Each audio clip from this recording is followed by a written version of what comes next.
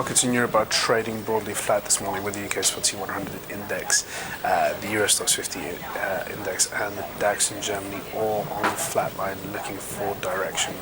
Gold is currently up around about 10 cents. FX pairs are mostly stable, with the US dollar and the euro gaining. And when it comes to core government bonds, UK gilts and German bonds are tracking a little higher. Peripheral bond yields a little bit wider, but nothing to be worried about. Good morning, I'm Ishaq, Siddiqi, and welcome to your daily market bite. I'm going to give you guys a quick idea of what's going on across financial markets today. It is the 7th of January, Tuesday, and the things that we are looking out for, of course, is a very busy week.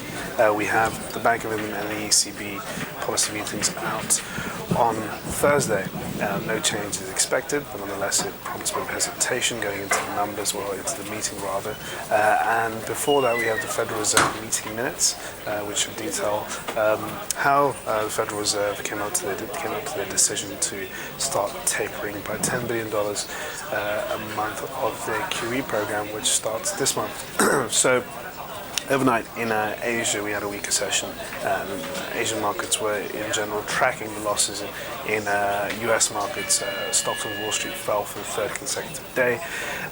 US stock futures are doing a little better this morning. The Dow is currently up about 16 points, and the S&P 500 up around about 2 points, indicating a bounce at the open today on Wall Street.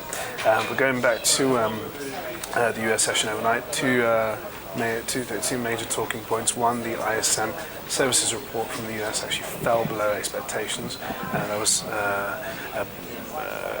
in a day where we've had a plethora of PMIs starting from the Chinese services data, which also fell short of expectations, causing a bit of worry.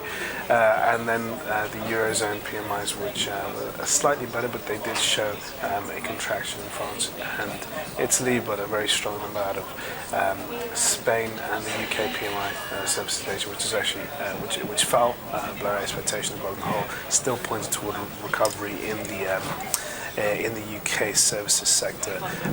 The other talking point in the US, of course, was the formal approval of Janet Yellen by the Senate yesterday. She is now going to be officially going to be the head of the Federal Reserve, the first chairwoman in the Fed's history. She's going to be starting her job on the 1st of February, taking over from Mr. Ben Bernanke. And many people expect her to maintain a very dovish stance, similar to Ben Bernanke's, and beef up their forward guidance measures, as a lot of people have questioned that after the start of tapering. Going on to what else we're looking for today, we've got German unemployment numbers.